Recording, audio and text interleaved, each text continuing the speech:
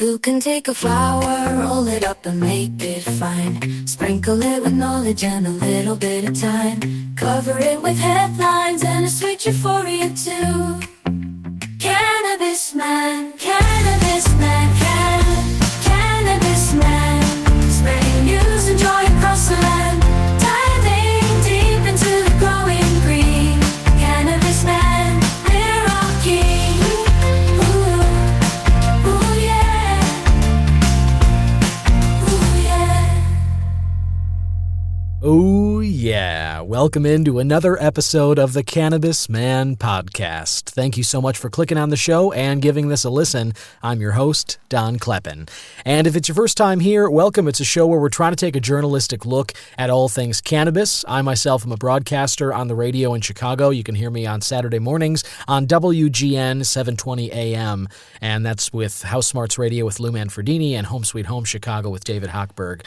And I also fill in other times doing business traffic during the week and whatnot, but I'm a personal cannabis user of 20 years or so, and that perspective from pre-legalization to everything that's changed right now, I was inspired to start the podcast because I wanted to bring some of the conversations that my friends and I, other connoisseurs, others in the stoner community, have had over the years, and I didn't really see materializing in mainstream media. So that's what led me to starting the show, and it has been one heck of a journey ever since then. And this show that you are listening to right now was voted the #1 podcast in cannabis, along with indie news and a top 5 society and culture podcast on Good Pods. And it's a show that's being heard in 85 countries around the world now. So can't thank you enough for supporting what I'm doing here. Can't thank you enough for listening and engaging. So however it is you are listening to this, if it's Apple Podcasts, Spotify, YouTube, any one of the podcast platforms out there, I would really appreciate it if you could leave a rating or a review. Subscribe to the show. If you're on YouTube, leave a comment. Share it as well with anybody you think might be interested in the information I'm presenting here. It's something that really does help me out, standing out from all the other millions of podcasts out there. And there is so much news in the cannabis space. A lot of news this week, including, not to bury the lead here, that Kamala Harris, the Democratic nominee for President of the United States, she came out this week with a plan to federally legalize cannabis. So I'm going to dive into that later. She also talks a little about the rescheduling effort and the DEA. So I'm going to bring you that story as well. Of course, I always jump into the News Joint Wrap, a wrap-up of news stories around Illinois, and I've got some products to tell you about that I've been getting into this week. I also have, and I try to always have, an interview with an expert to bring to you. I like speaking with both doctors, researchers, people who are answering questions about cannabis, growers, entrepreneurs in the space who have created a new product or service or strain, anything that we all get to benefit from in legal states like I'm in Illinois and like lots of others around the U.S. now, and countries around the world starting to jump in on this party, or politicians or journalists, anybody who's kind of in the space. I like speaking with them and bringing those conversations to you here. And I've got one such conversation this week with a researcher, the lead researcher out of Brahm University in Germany, who you may have heard of the study, at least what the study found anyway, headlines a few weeks ago about low levels of THC actually reversing brain aging. They were able to do that in mice, and now they're going to try and do the same in humans. And so I'm speaking with the lead researcher, Dr. Andras Gorzo, and he's going to talk about what they found in that study, and I'll bring that conversation and perspective to you a bit later in the show. There's always a lot going on in the cannabis space. It's changing all the time, and there's so much news to get to that even doing these weekly episodes, I really cannot cover everything. There are time constraints on these episodes, and even though it seems like I ramble a lot, I do actually edit this thing. And so I'm not able to cover everything I want to, and there are pieces of the conversations that have to be cut as well to make time. And so it inspired me to launching a newsletter to kind of cover stories that don't make it onto the podcast, give you some behind-the-scenes looks at what I'm working on, a little wrap-up of kind of what's on the show if you missed it, looking ahead to next week, reviewing products there, talking about things and giving bonus content that I can't on the show. And this newsletter is called the Weekly Chronic. I'll have new issues out every Tuesday, and so this week I covered Kamala Harris's plan to federally legalize as well as a few other stories. There's a link below in the description notes, and if that sounds interesting to you, if you like what I'm doing here and you want another day of the week with some content and something different than a podcast, usually a short read, we're talking 5-10 minutes to kind of get through what I'm putting out there, but if you like what I'm doing here, check out the weekly Chronic. It's free. You can subscribe at the link below. And so, without further ado, let's get into some of that news and events and products to tell you about and the expert interview I have for you, all relating to cannabis on the Cannabis Man podcast.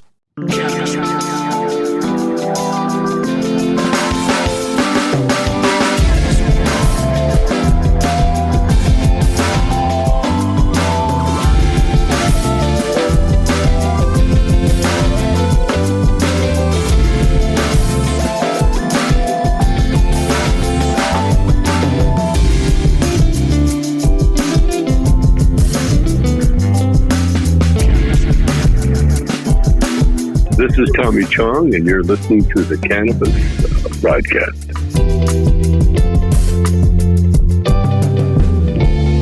Alrighty, welcome back to the show. Thanks again for listening. I don't know where you are, listener, but here in Chicago, autumn is in full bloom, I suppose, is probably not the right word, but it's in full swing nonetheless. And I just went for a nice walk with my wife Gretchen and daughter Violet, had her in the stroller, and we were just kind of walking along the lakefront. There was just a beautiful moonrise over Lake Michigan, and the light was really bouncing off it, seeing it through the colored leaves on the trees, feeling that little bite in the air. Temperatures are in the mid-50s, going to get down to the 40s overnight, and it's really just a time of year that I absolutely adore. It's a great time to be alive, and I think there's enough things to appreciate as the year goes on. I'm somebody that likes to try and find joy whatever month it is, but, I'll be honest, that is not easy to do in Chicago from January through March. It is just not a happy place. It's cold, usually miserable temperatures, and, every time you go outside, every chore you have to do becomes automatically twice as difficult or twice as unpleasant just because of those temperatures and whatnot. But right now, this October kind of weather we're having, those colors of the leaves crunching underfoot, the bite in the air, football on TV, playoff baseball, it's just a wonderful time. And so this is the season of bonfires and sweaters and pumpkin spice or caramel apple cider. It's another great time of year for that stuff, and it's definitely a time of year for bonfires, getting outside, hanging with friends as the light fades from the day, and you're just kind of around a warm circle with something to sip on and maybe something to smoke on as well. It's a great time, so I hope you're able to kind of get some joy out of it too, whatever you're up to, whether it's the weekend when you're listening to this, if it's after work, if it's heading to work, try and carve some time out in your day or make plans for this weekend to just enjoy it, because all these things go by quick, and you got to squeeze what you can out of it while you can. But moving on to cannabis news, normally I jump right into the news joint wrap, but rather than focus on Illinois, because of the enormity of the announcement from earlier this week, I want to jump right in to the major headline this week, which is that something I alluded to in the beginning, Kamala Harris, the vice president of the U.S. and current Democratic nominee for president, she rolled out a national marijuana legalization plan, pledging to make it, quote, the law of the land. That's right. This came out Monday. I'm recording this, and it's being published on the 18th of October. And so Monday of this week, Harris came out. Her campaign released the specifics of her plan to federally legalize cannabis. We're not talking about rescheduling here. She says that she's talking about legalizing fully. And, some quotes that came out during the interview as well as the press release that was put out. She says, quote, she'll break down unjust legal barriers that hold black men and other Americans back by legalizing cannabis nationally, working with Congress to ensure the safe cultivation, distribution, and possession of recreational cannabis is law of the land. That's from the Harris campaign on Monday of this week. I'm getting this, by the way, from Marijuana Moment. You can follow along at the link below or read the entire article for yourself at your leisure. But the highlights, which I ran through earlier in the week in the second issue of the weekly Chronic, again, you can find that below too. But the highlights of the plan include federal legalization, a focus on equity, ensuring Black Americans who were disproportionately impacted by cannabis-related criminalization can benefit from new cannabis industry opportunities. And then 3 national standards, establishing a unified national framework for safe cannabis cultivation, distribution, and possession. So those are kind of the highlights, but after that, the details get a little bit sketchy. They can become a little bit sparse. The DOJ, Department of Justice, has recommended rescheduling, and that proposal has faced resistance from the DEA, which I'll talk about a bit later because Harris brought that up as well. Separately, Harris was asked about criticism about her record as a prosecutor who oversaw certain cannabis-related prosecutions. I've heard this from people brought up frequently, actually, ever since she kind of came out with her position on cannabis. People have thrown this in her direction, which is to say her record as a prosecutor. People say that she put people in jail for cannabis-related crimes. Charlemagne the God, who was hosting this, said one of the biggest pieces of misinformation and one of the biggest allegations against you is that you targeted and locked up thousands of Black men over cannabis. And Harris responded, quote, "It's simply just not true." She said, "What public defenders around those days will tell you is I was the most progressive prosecutor in California on marijuana cases and would not send people to jail for simple possession of weed," end quote. Now, this criticism has typically been based on an allegation that the San Francisco District Attorney's Office under Harris's leadership incarcerated more than 1,500 people on cannabis-related convictions. But, and I talked about this on a previous episode, which you can still go back and listen to, that lower figure is still misleading. Data from the office, what was featured in an investigative report from Bay Area News Group, showed there were 1,956 convictions for misdemeanor and felony cannabis offenses from 2004 to 2010 when Harris led the office. But, and this is the key, the number of people who were actually sent to state prison was, as I said in that episode, 45. That said, it's unclear how many people were sent to county jail, so the total figure may be higher. And again, sure, that might be quibbling over details, but the point being, the overarching point here being that accusations against Harris for being sort of particularly hard on Black men for cannabis crimes, that's just simply not true. And the numbers do back that up, that it's not true.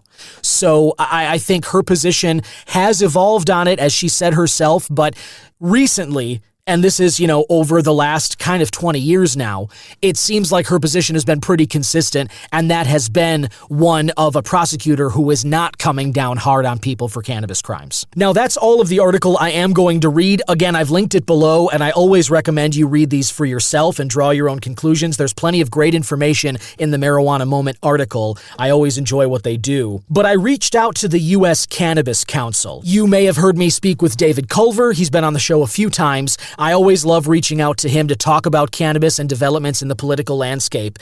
And he responded with a statement from USCC, and I'm going to read it here, and you can read it for yourself next week in the Weekly Chronic. But David Culver, speaking for the USCC, reacted to Harris's announcement with the following statement. "We were pleased to see Vice President Harris embrace legalization as a campaign issue, and we look forward to learning more about her approach. Her move, this close to the election, is the latest sign that cannabis is a winner at the ballot box. Both presidential candidates now support cannabis reform in their own way, and we are eager to see how they will move the issue forward if elected." End of statement, courtesy again of David Culver, and that's the U.S. Cannabis Council, who does fabulous work sort of being a voice for cannabis in Washington, D.C., which, as David and I have talked about many times, is something necessary in this cannabis space. As the new green frontier moves, we need people like the USCC in D.C. to be in the ears of Congress members and talk about what's in the best interest of moving legal cannabis forward. So that being said, that is a statement that says, hey, whoever wins in November, they've both committed to moving legal cannabis forward in their own ways. And it is going to be interesting, as the statement said, to see kind of how that goes as we roll on here in the next couple of months. But now let's us roll on to the News Joint Wrap. This is a wrap-up of news stories, events, and updates relating to cannabis in and around Illinois, all brought to you by IllinoisNewsJoint.com, the joint you can hit for all your Illinois cannabis news and reviews. And there is a story from last week I'd like to bring up to you. This was October 11th. Jason Brown put this out. He does great work for Illinois News Joint. And 2 craft grow licensees failed to secure operational permits by August 1st. This came from the IDOA, the Department of Agriculture, as well as the Division of Cannabis Regulation. They put out a notice giving reminders and general info, focusing on pre-op deadlines and extension forms for those in Group 1 craft growers. They moved that deadline to August 1st, and then it's passed, and so now all the extension application forms have been reviewed. There are 40 craft growers in Group 1 and 27 in Group 2, and Jason says that IDOA officials say 2 from Group 1, 2 of those licensees, quote, did not have an operational permit secured by August 1st. And so IDOA has taken under consideration a wide array of reasons when determining what was considered good cause for that delay. However, no extensions were granted solely due to insufficient financing. They did not give any extensions for that reason alone. And again, I've linked this article as well as the others I will talk about on the News Joint Wrap below. You can click on that and you can search these out for yourself. Another article here has a second notice being given by Illinois for Industrial Hemp Act amendments. Again, IDOA making an announcement at proposed amendments involving provisions to the State Industrial Hemp Act. They were moved to a second notice this week. The Joint Committee on Administrative Rules, JCAR, proposed the provisions on December 26th of last year. The proposed amendments involve provisions for new hemp regulations, licensing, and testing methods for Illinois academic research institutions, government demonstration, and research entities, along with licensed hemp farmers. The rule makings will be considered at the November 12th meeting this year in Springfield. And Jason notes some of the provisions, the new ones, which include acceptable THC level for commercial hemp and hemp products, no more than 0.3% by dry weight. And then there are some sort of standards there, some other provisions to keep in mind, along with academic research institutes and processors of industrial hemp. You can get more details in that article linked below. Some recent reviews include Iced Tea and Mango Lemonade by CQ, Moon Boots by Lobo. They look like some of those moon rocks, nugs covered in green dust. Looked like a nice tasty treat. The Biz #1 Blunt by Stoner Village. What a fun place to live that sounds like. Fire Hybrid Infused Pre-Roll by Re-Leaf Botanicals. And then also here Grandmaster Sexy by Caviar. And I want to send a shout out to Jason Brown. Really, thanks a lot for doing this, man. He has an article here highlighting the launch of the Weekly Chronic as the companion newsletter to this Cannabis Man podcast, and just gives you a little link there if you want to subscribe that way. If you're on IllinoisNewsJoint.com, you can click on that article and you can get to the Substack page of the Weekly Chronic. And again, you can subscribe for free. But thanks a lot, Jason, for doing that. And thanks for all the great work that you do, highlighting news and events, of which you can find more information all the time at IllinoisNewsJoint.com. And now for the products of the week that I mentioned at the very beginning. Normally, I like to dive deeply into one and kind of give you a review, but this week I've been sampling quite a few, kind of making my way through a backlog after getting through the Best in Grass Illinois judging contest. Portals are now closed, by the way. They closed October 13th. So if you missed out this year, look for them next year. I had a great time going through the gummies. Really looking forward to seeing who takes home the Best in Grass trophy later this month. But what I'll tell you about right now is a drink that I've been sampling all week. I mentioned it at the end of last week's episode, but I didn't get to tell you very much about it. This is a new flavor of Wink, the THC seltzer, WYNK. You can find these at a lot of binnies. You can find them at liquor stores. You can find them at bars. These were at Riot Fest last month in September. These limited time flavor of Winks, though, I talked about a lot of their other flavors, and I've loved their black cherry. That's been my favorite. But it's been dethroned by this limited time number. That would be the Cran Blood Orange. THC seltzer from Wink. Red can, W's all over, and the flavor profile is just perfect. I mean, this is peak fall flavor. Whoever thought of doing this, I applaud you, and I really hope that they expand this beyond a limited time, because I would buy these things every weekend. It's great in the fall, but I'm sure it's great any other time. The THC seltzers, these have 5 milligrams each of THC and CBD across 12 fluid ounces in the can. And in the back, on the nutrition facts label, you'll see a lot of zeros. And I mean that in the best way possible. 0 calories, 0 sugar, 0 total fat, no sodium, no carbs, no proteins. Nothing in this aside from deliciousness. 12 fluid ounces and a little bit of carbonation for the seltzer water. The cran blood orange flavor is not only perfect for this time of year, but like the other Wink flavors, it's very subtle, does not come on too strong. There's no fake sweetness. It's a subtle hint of orange. You do get that, but it's a little more tart than just a typical orange. That's the cran coming in.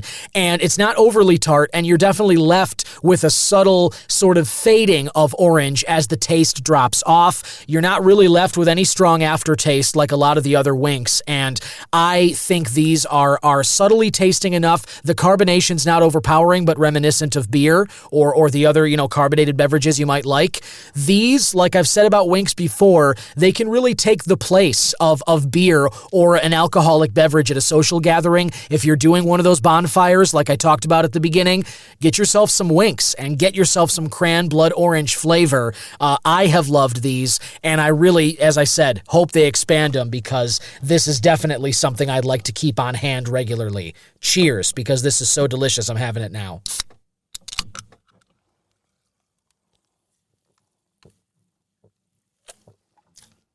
Oh yeah. That's the stuff right there. Really tasty. As I said, you can find Wink at Binny's.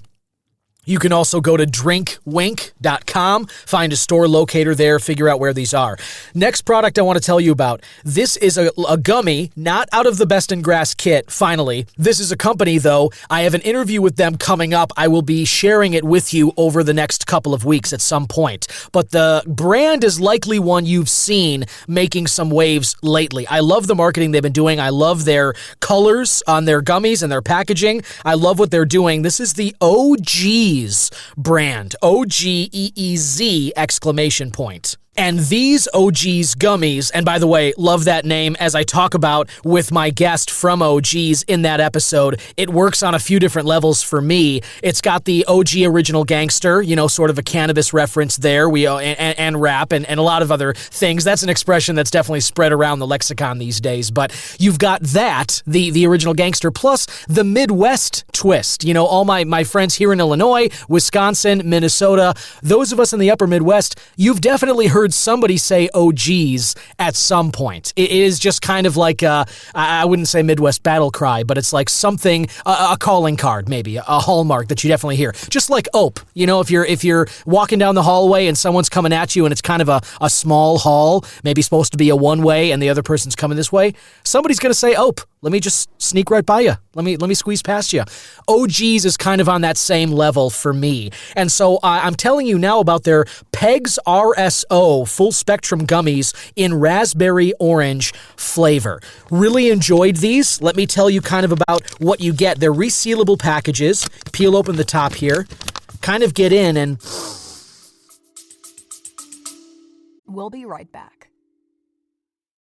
It really is amazing living in a state where cannabis has been legalized, or a country. It's just really cool still to me to be able to go to a dispensary and buy different products. But what's even more amazing than that is growing your own cannabis at home. And if you're able to do that where you are, but maybe the prospect is a little intimidating. Maybe you've never grown anything by yourself before at home. Maybe you don't have the equipment. Maybe you don't even know where to start. Well, if the idea is appealing to you and you've thought about starting a home grow, allow me to recommend find my friends at Bloom's Brothers Hydro. These guys are the best. They know exactly how to get you started or how to improve your grow operation. Wherever you are in your journey, they can help you, and they have the products you need to get this done. They've got lines in stock from Horticulture Lighting Group, Nectar for the Gods, Green Grow, Fox Farm, Royal Gold Soils, and more. And hey, maybe growing cannabis is old hat for you at this point. Maybe you've been doing it for a while, you know all you need to know about it, but maybe you've been looking to expand your garden and add a fungal element to it. You know, cannabis flower is great, but it doesn't go great on a pizza, unlike mushrooms. Those are delicious on a pizza. And if you've been interested in researching this prospect, adding some of that fungus to your own home grow, Bloom's Brothers Hydro has you covered there too. They've got supplies from Uncle Mike's, Southwest Shroomery, Redwood Mushroom Supply, and Dr. Mike's as well. You can find Bloom's Brothers Hydro inside the Apple House on Harding Avenue in Terre Haute, Indiana. They're open 7 days a week, 9 a.m. to 6 p.m. Monday through Saturday, and 11 a.m. to 5 on Sundays. For more information, follow them on Instagram at Apple House Hydro. You can email Fred at theapplehouse.com or call 812-232-1495 to get all the information that you're looking for. Remember, if you're thinking about starting or expanding a home grow, check out the guys at Bloom's Brothers Hydro.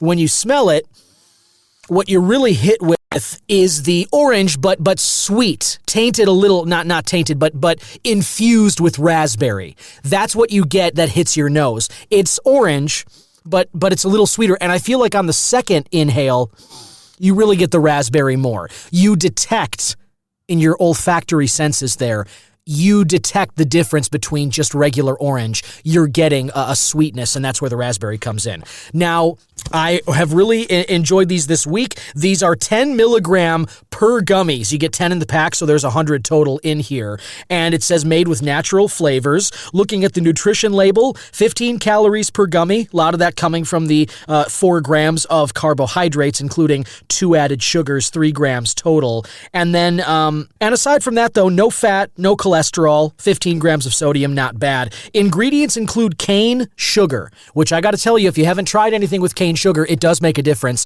That comes through with these OG's gummies. And my guest mentions that they use cane sugar in all of their gummies, and it is noticeable.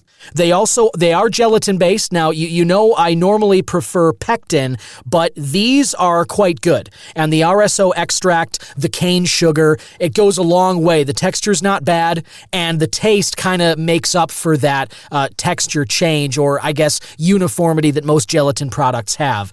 I love the taste of these, and if sugar's not necessarily your thing, and cane sugar even, which is really good, if that's not your thing, there is some great news on that front, which you can hear in the interview that I do with my guest from OG's, which again will be coming out soon. But either way, there are granules of sugar that are coating all of these gummies in the pack, so they definitely are on the sweeter side. If that's not your thing, the taste may not be for you. But I loved the sort of the blend of raspberry orange, and I loved the vibe that these cultivated. You know, the cran blood orange wink, those have been great. Those kind of feel like a light beer, and they fade away after an hour. These things took about 20 minutes. These raspberry orange RSO gummies from OG's, these things took about 20 to 30 minutes to settle in, but after that, it was 2 to 3 hours of a good time. I've tried it a couple of different days. Really nice how they settle into your system, and I do recommend these for fall or for any time. It's definitely kind of a fun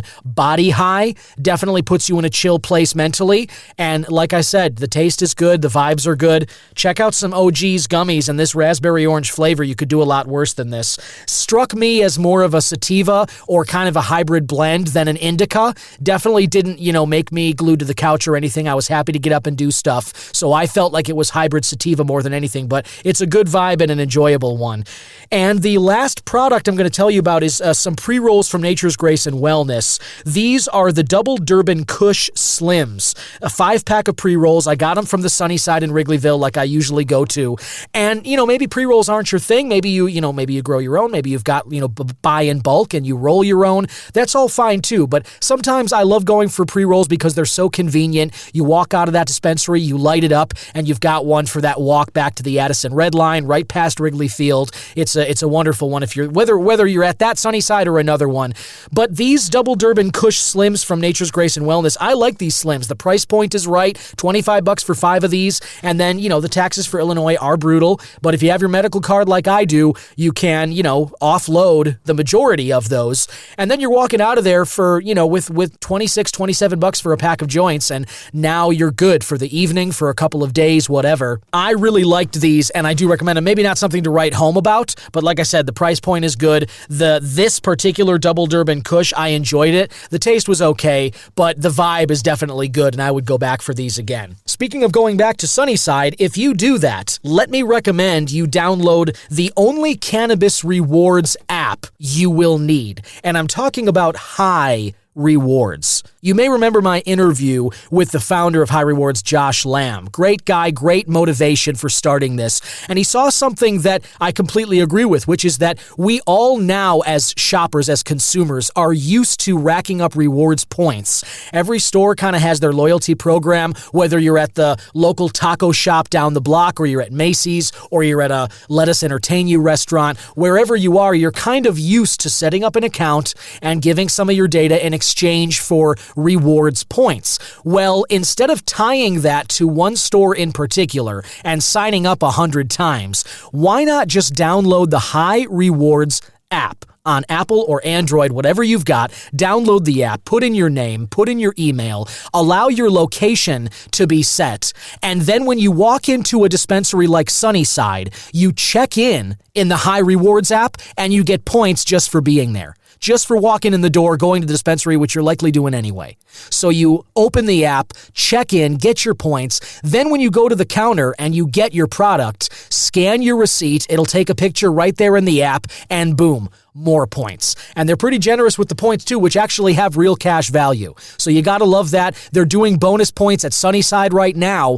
And if you haven't downloaded this and you're downloading it, put in the promo code CANMAN, just like cannabis, CANNMAN. That's my promo code. It'll get you $5 in the app immediately. And then if you share High Rewards with your friends and they install it and they put in their names and locations and use it at a dispensary, they'll get $5 too, and you'll get $5 for every person you sign up. So remember, download the High Rewards app on whichever smartphone you use, put in the promo code CANMAN for $5, and get your point journey started on High Rewards, because hey, you're already getting high. Why not get highly rewarded too? Before I jump into the interview, real quick, listener, I want to let you know that I did have some technical difficulties when I started recording this interview. There was some snafu with my equipment. I really apologize. I try to technically make sure that this episode and these interviews are sound before I publish them. But the fact is, with Dr. Gorzo, I was unable to do anything about it through the editing process, and I didn't want to cut it out because it's the start of the interview where I introduce him and he kind of explains the beginning of his journey to start on this study, which goes back 20 years. I promise you it only lasts about a minute. So if you can bear with the echo, you'll hear a little bit of an echo, but it only lasts about a minute and then it's gone for the remainder of the interview. So if you can just bear with that, again, I apologize. I'll try and make sure it doesn't happen again. It was totally my fault. Had nothing to do with Dr. Gorzo, but I didn't realize it until after the fact. Thankfully, like I said, I was able to get it resolved, and please just hang tight for the first minute or so, and then you'll enjoy the rest of this interview with Dr. Gorzo about the reverse aging effect that THC has been found to have on the human brain. Listener, welcome back. My guest today has done some really amazing work and has found out some very exciting information about THC and what effects it could have on the brain in a good way. You have heard me talk a lot on the show about the new information that we're getting about cannabis as it's researched more and more, which is very exciting. And some of this research is turning up some really incredible findings related to THC and other cannabinoids and their effects on the human brain. Well, one such study you may have seen recently revealed that low levels of THC can potentially reverse brain aging. And I mentioned this on the show before. It's obviously an incredibly exciting potential.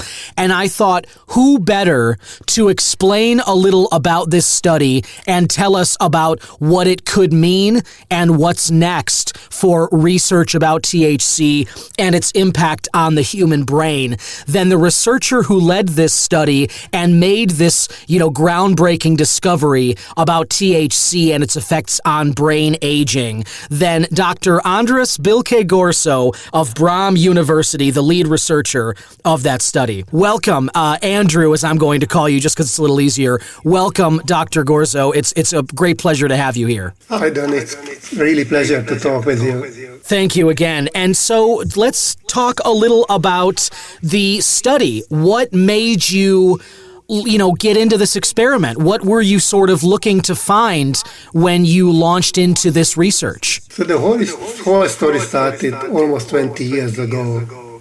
So in that time, I was responsible to test the psychological effects of genetically modified animals.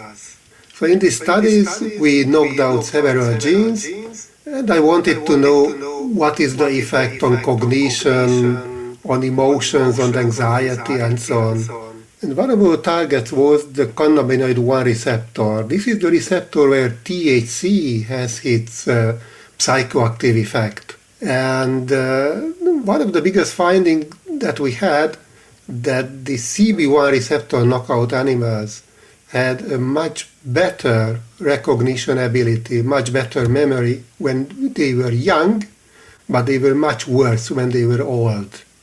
Follow-up studies cleared the situation. That the point was that these animals aged quicker, at least their brain aged quicker. So that is why we speculated that if we knock out the receptor that is responsible for the effect of THC, leads to accelerated brain aging and cognitive deficits in older age. So we just asked that what will happen if we activate these receptors, the CB1 receptors, with THC. So that was the very beginning of the whole story. I see. Interesting. So you identified this receptor and you saw that it had a certain impact on brain aging, and you thought that maybe by switching it off, so to speak, that might, with THC, that maybe that might have an impact on the brain's biological age and its ability to process information, working memory, that sort of thing. Is that right? Exactly. So when we give THC, this compound activates these receptors, so make them more active. And the point is that in young individuals, the concentration, the level, the activity of this receptor normal. In very young human beings, like teenies, the activity is very high. So if we activate these receptors, we overactivate the whole system. In older individuals, these receptors are practically, I wouldn't say that inactive, but they have a much lower activity than in adults. So when we give THC, we practically restore the activity of these receptors to the level that's typically normal ones. Wow. So by giving a certain level, and again, as the research says, it's a low level of THC that you guys presented to these receptors. But by doing so, you were able to restore these receptors to those of much younger brain cells. That's how it happened? Exactly. And not only the receptor activities. So probably one of the most exciting findings that we had, that when we did this long-term treatment, weeks later, we killed animals, isolated the brain, and checked the so-called gene expression profile. And the gene expression profile tells us how the cells in the brain work. So it gives like an overview about the activity of the brain, at least in the genetic level, gene expression level. And what we found, and in the old animals that were treated with THC, had a absolutely similar gene expression pattern that we saw in untreated young animals. And the treated young animals, THC-treated young animals, had a similar expression profile than old controls. So it clearly showed that at least in this gene expression level, the THC treatment made the old brain young and the young brain old. And what was really fantastic, that these animals were absolutely drug-free when we did the study. So it meaning that the positive effect or negative effect of THC persisted weeks after the termination of the treatment. So we concluded that it must be like a long-term effect of THC. Wow, that is exciting. So just to reiterate, listener there, so the work that you guys did during these trials, the positive impacts that you observed on the brain cells in terms of changing the sort of age and proficiency, I guess, of these receptors, that lasted for weeks after the trial period, so that this potentially, at least according to the study anyway, it shows that the effects of THC on the brain could be longer lasting, so that you're enjoying the benefits after, maybe for weeks after, ingesting the THC, as opposed to needing to treat those receptors every single day like some people would by taking pharmaceutical pills and that sort of thing. Is that fair? Yeah, absolutely. So the very idea is that we can do like a treatment period, and after terminating the treatment, even we do not know how long it takes in human beings. It could be weeks, it could be months, but again, the positive effects still persists. That is incredible. So let's talk about the level of THC that we're talking about here, because again, it was very stressed in the articles I read about your study that these are low levels of THC.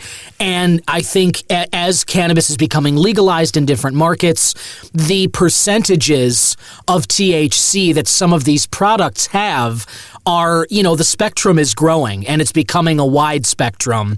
And some products that are available on shelves might be anywhere from 30 to 40 to 50 and 60 and 70% THC. And so I'm curious, what level constitutes like a low level of THC if somebody were trying to enjoy the benefits that were observed in this study? So a big danger in this kind of treatment that if you continuously treat somebody with any medication, it's quite normal physiological reaction that the receptor that binds that particular compound will be downregulated. Meaning that you have to take more and more from the compound to get the same effect. This is the most direct way to addiction. But if you do not use such a high concentration that the receptor will be switched off, at least in parts of the brain, then you can have this positive effect. It's only a pure guesswork now what I'm telling you. We do know that at least in the elderly, the 10 milligram THC or higher can impair the balance. That's a typical problem in older age, that the risk of falling. That is why we plan to do these future human studies in this dose range between 3 and 10 milligram THC per day. I think it's an important add-on that in one of our experiments we wanted to know whether CBD, cannabidiol, improves the effect of THC or not, because we expected that cannabidiol will be a positive add-on to the THC. But when we tried a combination of CBD and THC, we learned that it had no effect on this brain aging, so it didn't improve the learning ability of older animals. So that is why we assume that probably the more poor THC, the better in that particular treatment. Yeah, that is really fascinating because there has been a lot of discussion about the relationships of CBD and THC to each other, and obviously the combination effect of both of those cannabinoids on the human brain. And you're saying that and I appreciate you specifying that level of 3 milligrams to 10 daily of THC, because I do think that that's something that obviously is going to interest people. And you're saying for these benefits you observed in the older brains, it was that 3 milligram to 10 threshold that you observed the benefits. Whereas over 10, as you said, then you get into some areas of not improvement, but inhibiting of certain brain functions, like you said, the risk of falling, that sort of thing. So it's really good for people to know that on a daily basis, if they're looking to kind of, if somebody's listening right now who's a little bit older and they've been debating whether or not to try stuff, it sounds like, maybe they should, and I always say you want to start low and go slow in order to figure out where your sweet spot is. But it's cool that you, Andrew, you observed that 3 to 10 milligram threshold. That's a guiding post for people to start from. And as long as you don't go over that very much, it sounds like you can enjoy those benefits. But I'm really interested in that CBD component. You're saying that when you added CBD to the THC, you didn't notice any additional benefits sort of to the brain receptors? Not only not additional benefit, but it had no effect, this combination. So when the animals received the same amount of THC, the ratio was 1-to-1. So it was like 1 milligram THC, 1 milligram CBD. When they received it together, there was absolutely not any improvement in learning ability. Whereas the 1 milligram THC alone, it clearly increased the learning ability and the memory of the treated animals. So we do think that THC and CBD metabolize through the same enzyme. Oh, maybe it's too far, but nevertheless, the degradation is the same way. And we do think that the CBD blocks the degradation of THC because the same enzyme works on both. And it's very busy to destroy CBD and cannot work with THC. That is why the THC level, we do think it goes much higher than in the normal only THC treated animals or any individuals who take it. That is very interesting. So it as we're learning more about cannabis, these are the kinds of questions that it is incredibly fascinating to kind of just explore this, and this is why the work that you're doing, at Brahm, and then the other research being done out there is so informative, because it can inform where we go in terms of regulations and in terms of what people will want to be consuming on a day-to-day basis based on what it is they're trying to achieve. And this notion that the same receptors in the brain are processing either THC or CBD, and that maybe they can't do both at the same time. No, exactly. You can imagine that there is like an enzyme like a machine, and the job is to degrade like foreign materials. Foreign materials like THC and similar compounds. CBD is very similar to THC. It doesn't bind to the CB1 receptor. It doesn't have psychoactive effect, but chemically very similar.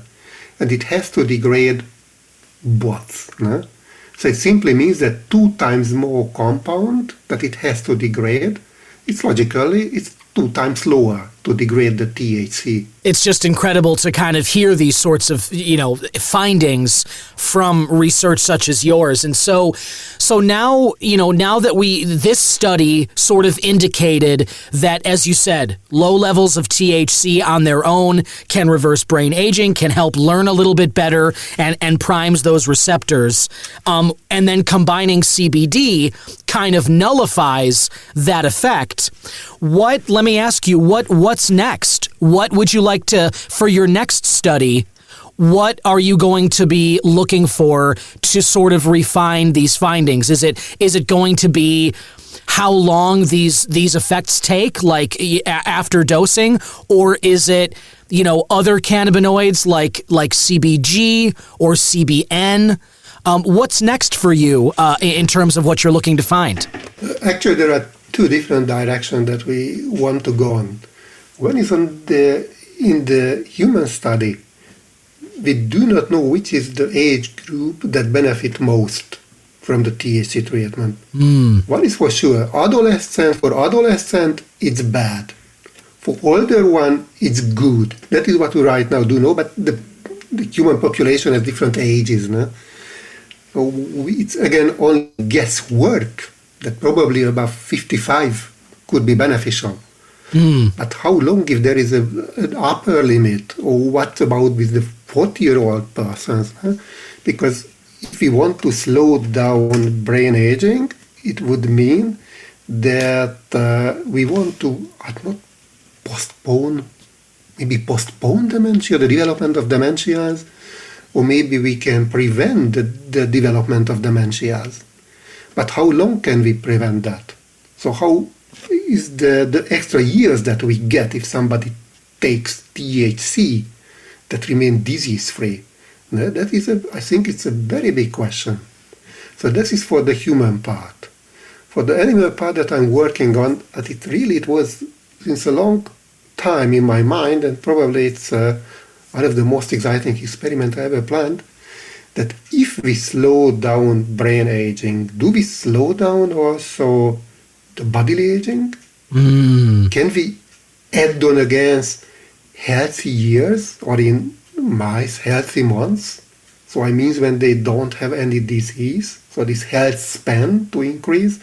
So now what we are planning to do is to treat animals with THC alone and in combination with a so-called senolytic compound and can slow down bodily aging.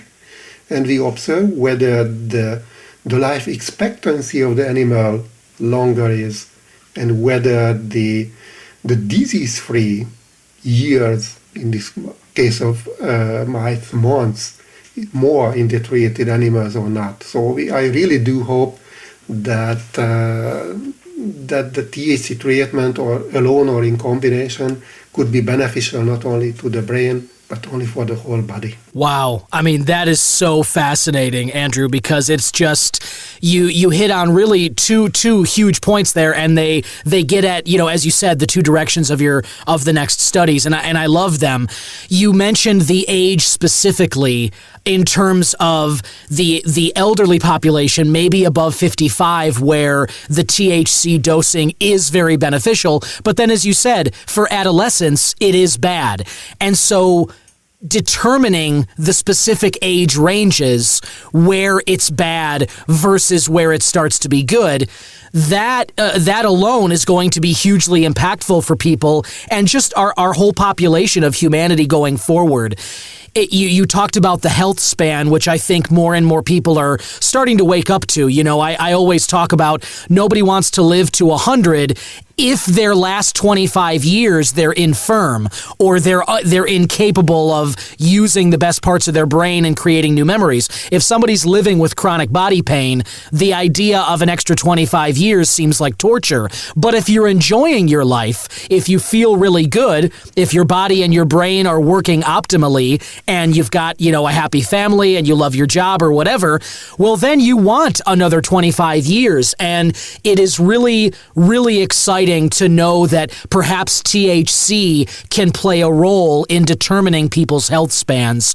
And that is really, really cool. I wanted to ask you on that, when you say it's bad for adolescents, and again, I know we don't have specific ages, but, I'm wondering, we have the age gating right now of legal adults over the age of 21 being able to use THC products, at least here in the U.S. And I know that in some other countries, Germany included, there are parts of the country that are starting to legalize it as well. Based on what you found so far, do you think 21 is the right cutoff, or should it be something more like 25? What do you think? It's not easy to determine. The point is that after birth, not only our body, but also the brain develops further. In babies, it's very easy to observe, up to a given age.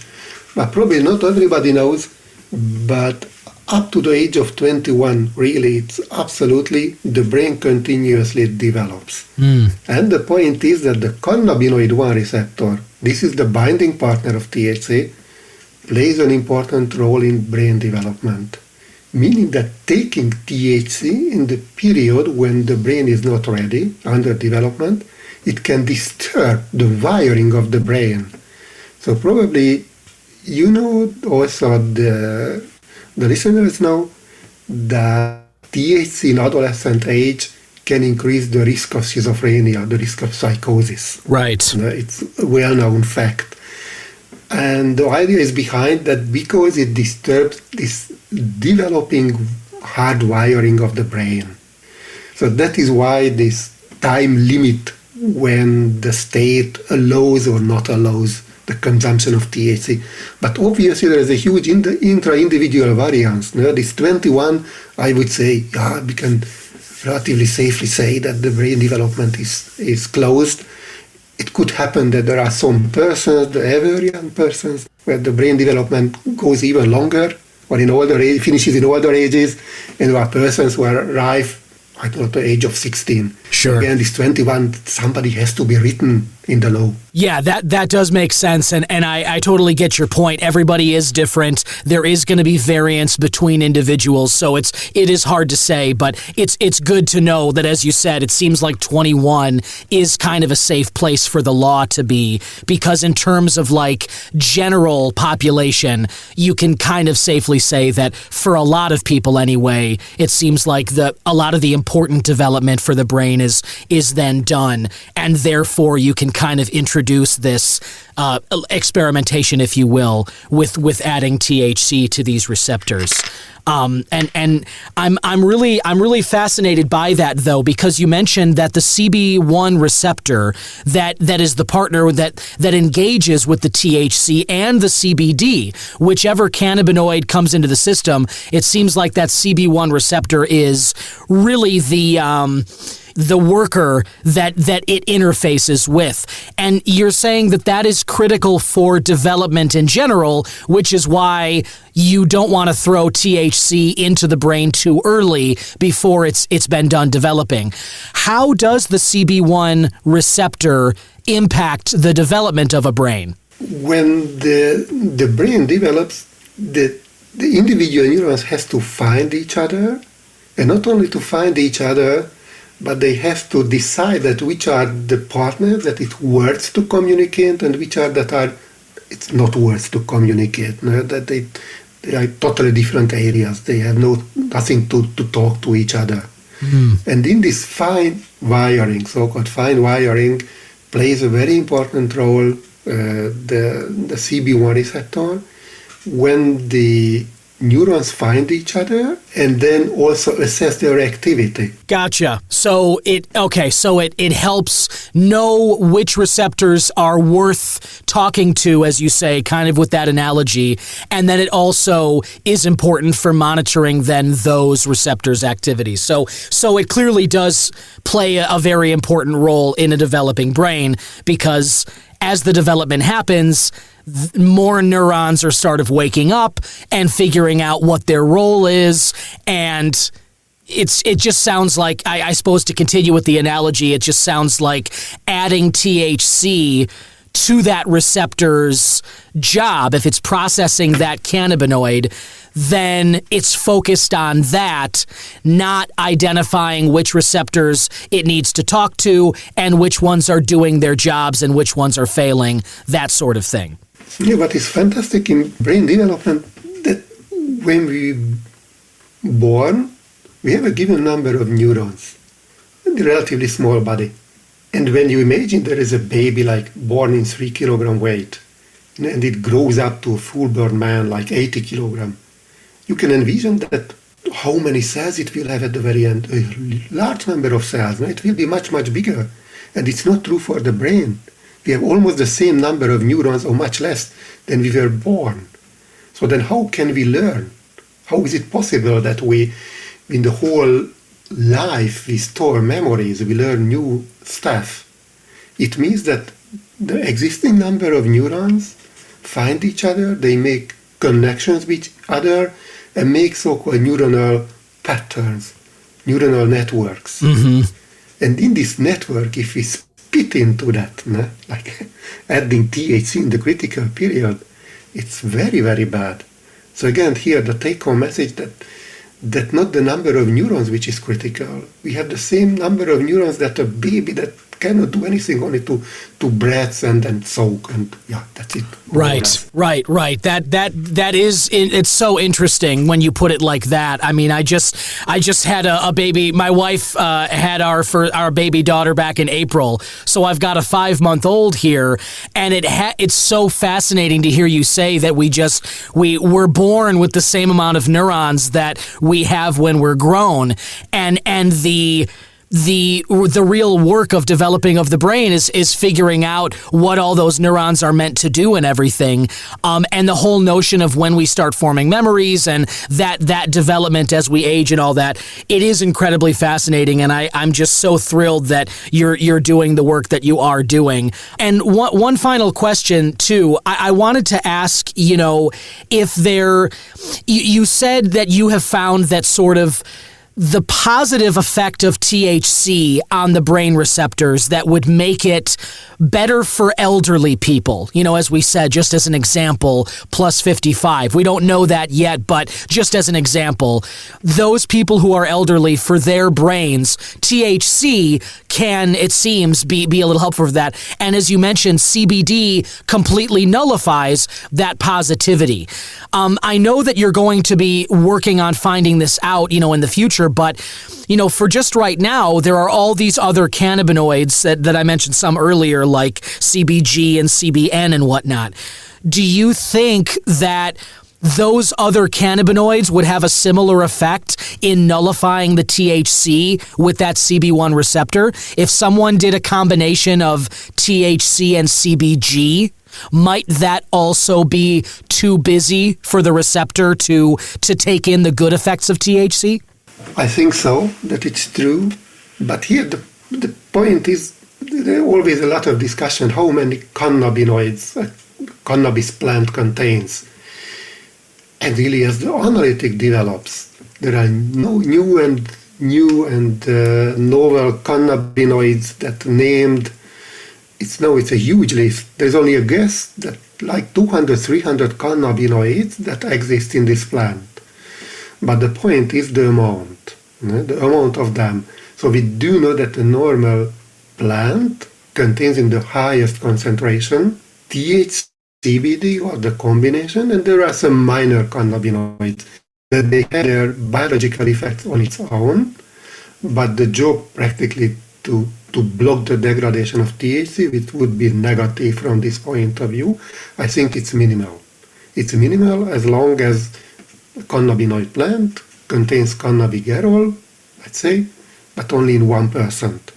It would mean that if it has a THC content 20% and cannabigerol 1%, then it doesn't influence too much the positive effect of THC. Sure. THC and CBD are the big cannabinoids with the highest percentages in the plants. And so even if there are other minor cannabinoids, like you said, CBG, CBN, if they're in there, those percentages are so much lower that they likely wouldn't have as strong of an effect on the brain receptor in terms of like blocking that THC out of there.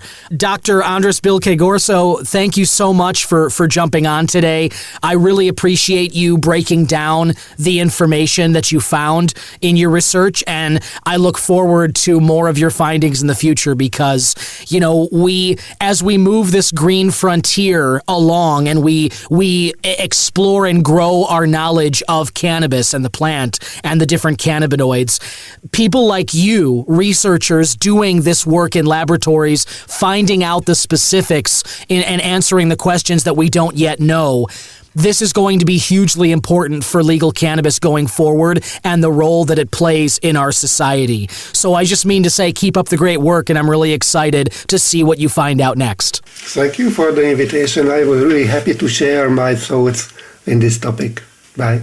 And there you have it, listener. Fascinating discussion. Really want to thank my guest, Dr. Andras Bilke-Gorso. Really excited to hear about what he finds out in those further studies, as he talked about two different directions now, going back to animals for one and then furthering this in humans for the other. But I'm really looking forward to what he finds. And these are the kinds of questions that all of us connoisseurs should be looking forward to the answer to, because, hey, the more we can customize the way that cannabis fits into our lives, so that we get all the benefits and none of the potential, drawbacks, be those whatever they may. That's the way that I think all of us really want to work this into our lives. You want all the best parts and none of the worst. And so I just think that these kinds of studies will help us all in that pursuit. And before I let you go this week, listener, I want to get to this final news story. It has to do with Vice President Kamala Harris. Again, I mentioned before about her releasing a plan to federally legalize cannabis. Well, related to that is the rescheduling effort. I've talked about it a lot on the show. You can go back to any episodes this year, several of them where I ran through what was going on during the public comment period back in March when the DEA's announcement came, all of that.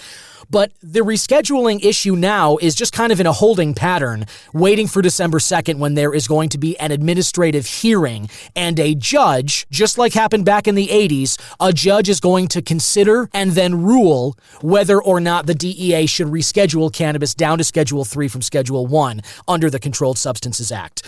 Kamala Harris, this week, one day after releasing her plan to federally legalize, she said part of the reason for the delay in rescheduling cannabis is federal bureaucracy that, quote, slows things down, including at the DEA. She briefly addressed the rescheduling process during a town hall hosted by Charlemagne the God of the radio show The Breakfast Club. She also pushed back against claims that her position, again, as I talked about, ran counter to her record as a San Francisco prosecutor and California AG. She said the process of reclassifying marijuana, again, I'm getting this from the Marijuana Moment article, which I've linked below. Follow along if you like, or read for yourself after. But she said the process of reclassifying has been slower than the administration would like because, quote, we had to work with the DEA. She goes on, there's a certain level of bureaucracy that exists in the federal government that slows things down, but essentially to bring down how weed is classified, to make it classified as a lesser harm,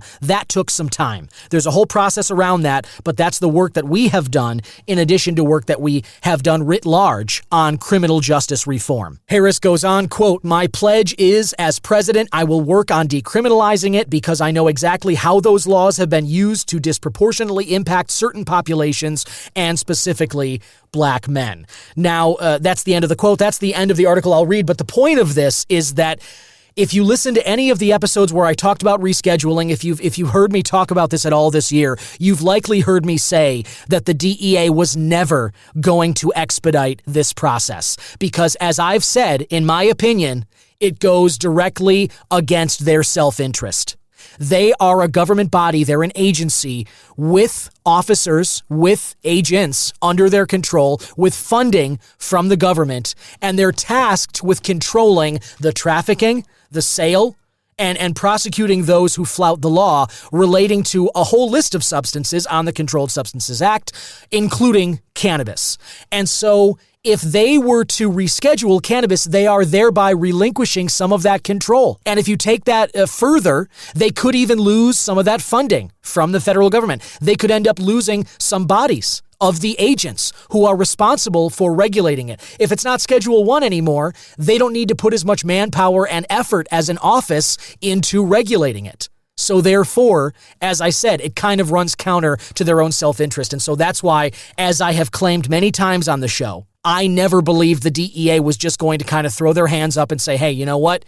We screwed up 50 years ago, and this whole war on drugs thing was a huge mistake. Sorry about that. Let's just get out of the way now, and we'll quietly sort of scold ourselves in the corner. That was never how it was going to be, and that's not how it's been. And so now we all have to wait until December 2nd, hoping this judge does the right thing and leans toward rescheduling, and I believe they will, because as my guest next week, Paul Armentano of Normal, will tell you, the law enforcement branch, the law enforcement side of the whole group of this country, and those of us considering, who want to see cannabis legalized and those against.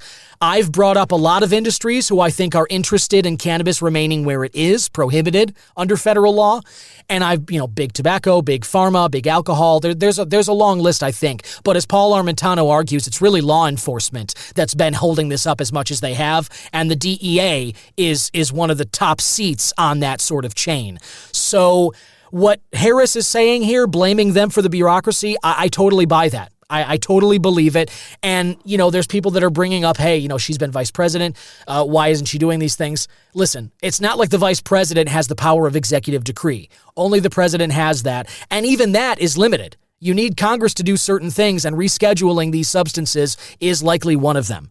So I do believe the DEA is totally responsible for this, and like I said, all we can do now is hope that on December 2nd we hear that it'll be rescheduled next year, no matter what else is happening with the election or anything else. I'm hoping for Schedule 3 in 2025, but we'll see how that goes. As I said, you can read the rest of the article below. It's linked, and I highly recommend you do so. Thank you so much for listening to the podcast as I sip from my Wink Cran Blood Orange can one more time. Unpaid ad there. I legitimately just really enjoy the flavor, and I do think you should try it. Highly recommend it. If you do try it, scroll on down and text me. Let me know what you think. There's a Text Cannabis Man link in the description notes. You can reach out about that. You can reach out about anything I talked about in the show, or any guests or products or topics that you would like to see explored on future episodes. I do want to hear from you. And I do also, if you like what I'm doing here, I want you to subscribe for free to the Weekly Chronic, which, as I said, you can also find linked below in the description notes. I'll be talking about more news stories related to cannabis, and I'll also be diving into another gummy from OGs that I won't be talking about on the podcast, but I'll tell you where you can find it and what I liked or disliked about it. That'll be on next week's issue of the Weekly Chronic. In the meantime, as I said, thanks for listening. Please leave a rating or a review, however you're listening to this on whichever platform, to the Cannabis Man podcast. Share it with your friends. If you liked what I did, if you know people who you think might like it or benefit from the info, share it with them. That really helps me out. And next time you're at a Sunnyside or any dispensary in Illinois or Missouri or Michigan or any of the states that have legalized, make sure you download that High Rewards app. And as I said, you can find the promo code below. You can click on that link. It'll take you to a download link to download the app if you haven't already. Or if QR codes are more your speed, I will have a QR code for High Rewards with my promo code baked into it on next week's issue of the Weekly Chronic. So you can look for that there along with the other things I talked about. Thanks again so much for listening, and we'll talk again next week. Be sure to reach out to those people you care about. Spend some time with them, or just talk with them on the phone for a while. Recall some memories. Give them a hug if you guys are in person. But I promise, you'll never regret it. And this time we have, it is short. These chances you have to hang with those people you care about most deeply, it's finite. Those are limited, and you never know when that number is going to be punched. So I promise you won't regret it if you do it, and you will regret it if you don't. So enjoy that. Share some cannabis with them. Get out there. Enjoy the beautiful fall weather wherever you are, and rejoice in this changing landscape regarding legal cannabis, because it is a wonderful time to be a connoisseur, a can enthusiast, whatever even if you're just canna curious and if you never tried any of this stuff. It is a great time to be alive, because the world is changing day by day right before our very eyes regarding how it feels about cannabis. And boy, I am loving this journey that we're all on together. Have a great weekend, and we'll talk next week on the Cannabis Man podcast. Bye-bye.